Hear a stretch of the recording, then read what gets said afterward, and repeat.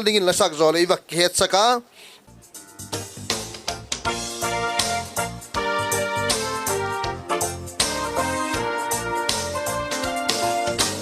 lalpa lei pui hoài na lam pi căng ngay tua in alo pi nghe la hoi na le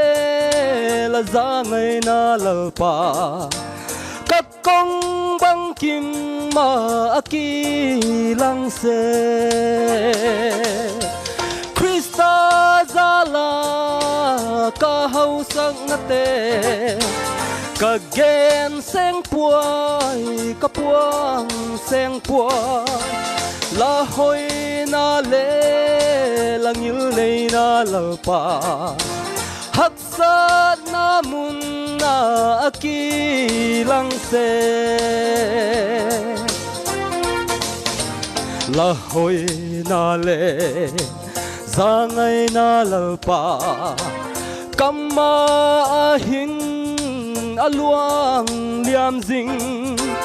mi gen thei le ta sam hi ma ling le nang ka nei zia kin ka tha muang hi Krista zala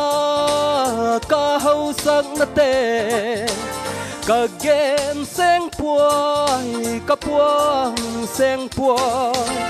la hoi na le lang il nei na lalpa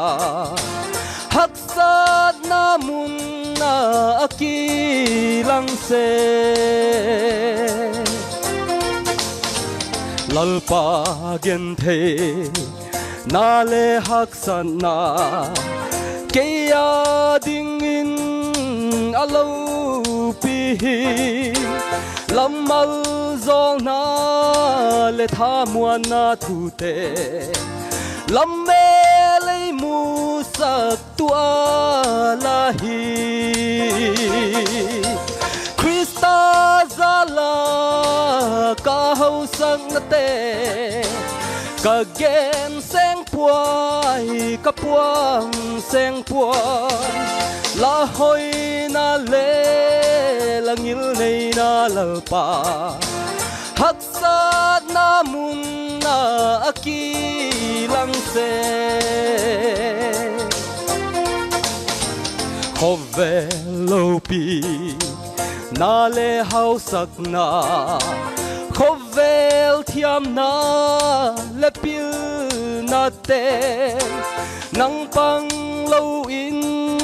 bang ma lo mai a hi la ang sunga o kahung ki pia Krista zala ka hau sak na te ka gen seng puai ka puang seng puai la hoi na le lang il nei na lalpa hak sa na mun na aki lang seประเทศเราพินาศจังเห็น